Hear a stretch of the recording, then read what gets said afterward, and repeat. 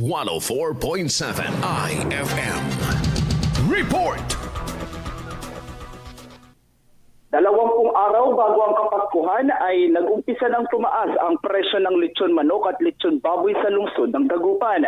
Ayon kay J. De La Cruz, ang may-ari ng MJ's Lechon House, tumaas ng 30 pesos ang kuha nila sa supplier ng manok, kaya't napilitan silang magtaas ng hanggang sa 10 piso lamang upang maging affordable pa rin ito.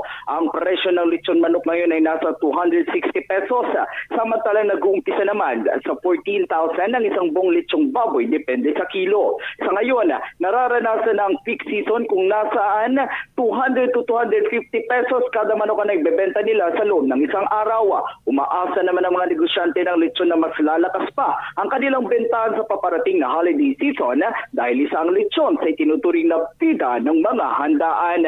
Kasama mo mula rito sa IFM Dagupan, ito si Idol Matthew Pacheco, Tatak IFM. IFM News. IFM News. IFM News.